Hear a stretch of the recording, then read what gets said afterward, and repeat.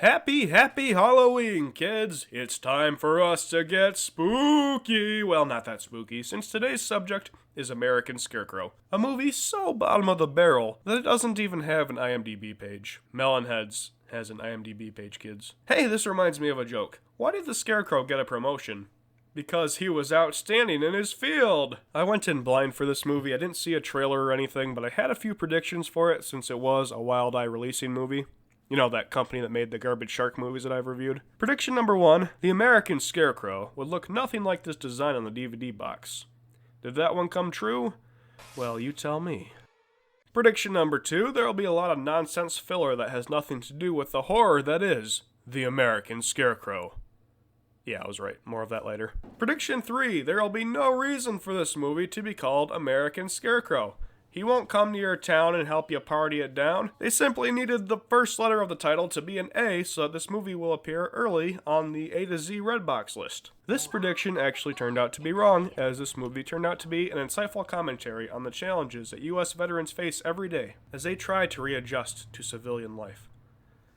Okay, I'm like 15 layers deep in sarcasm. I'm not sure how much of that I even believe. The movie begins with a creepy and atmospheric drone shot across some cornfields. Well, it might have been creepy if it had taken place at night. Corn is only scary at nighttime. During the night, you get lost in it and monsters jump out at you, but during the day, you eat it. So this representative from the bank is going out to this farm to kick out a family that's behind on their mortgage. And as much as I try to be open-minded, this movie is basically ruined from the first line of dialogue.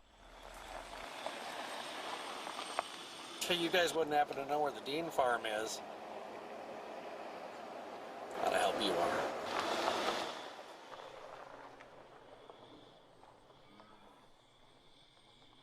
Movie's over, folks. There's no coming back from this nonsensical dialogue, bad audio, and pointlessly extreme camera angles. 0 out of 10, good night, and have fun trick-or-treating. So this dude walks around the farm for way too long. He tries going up into the attic, and I guess the implication is that someone threw some debris on him. It looks like it just fell on him. The voice tells him he's a bad man. You're a bad man. And he stumbles around and he falls in the well and some bricks fall on him and he dies even though he doesn't seem to be injured in any way. Well, that was probably the stupidest possible opening kill you could have. It didn't even involve the American Scarecrow. It would be like having the opening kill in Scream not show Ghostface and end with Drew Barrymore sticking a fork in a toaster. We cut to something much more interesting. Toilet shopping. As the plot shows up, we meet our characters. They're a group of contractors who get stuck with the bill when their last client skipped town. The bank agrees to cut them a break if they fix up the farmhouse from the beginning where the American Scarecrow lives. You know, if this were a comedy film, it would actually be a pretty alright premise. You know, a bunch of contractors working on a haunted house or a house being stalked by a murder family. They have every reason to leave, but they stay because they need the money. It could be like the Money Pit crossed with Ghostbusters. I don't know, it might be a good time. What's not a good time is all of the filler in The American Scarecrow. While I must commend the film for actually being 70 minutes long and not having excessively long closing credits like the other Wild Eye releasing films that we've talked about, it still wastes our time. The American Scarecrow, the more I say that name, the more I think it's up there with the Bye-Bye Man as the stupidest name for a movie monster, appears once at the 20-minute mark to kill this guy who's out hunting in a cornfield. The land seems really flat and I'm not sure what he's hunting, but wouldn't he want some kind of vantage point? Then we don't see him until the climax of the movie. There is a lot of walking around the farm in this movie,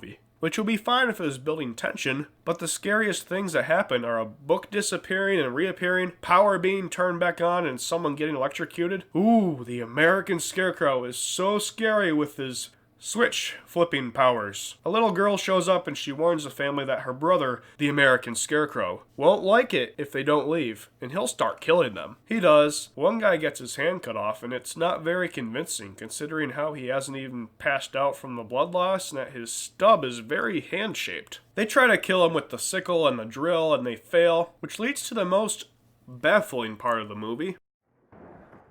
Drew, we gotta get out of here. Where's the truck? It's gone. Gone. I hit him with the sickle. I saw sparks. It's got to be made of metal or something.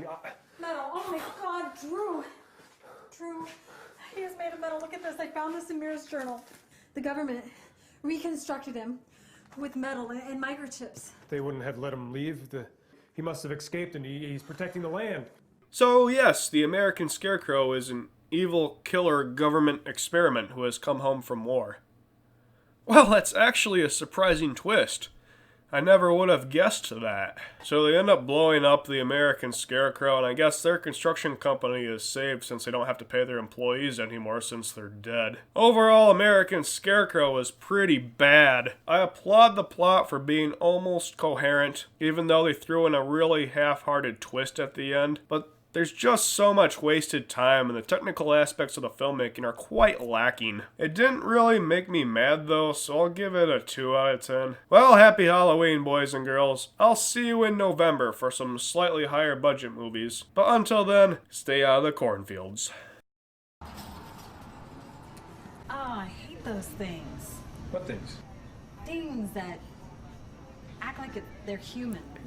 Whoa, easy with the racism. You're gonna get me kicked off YouTube.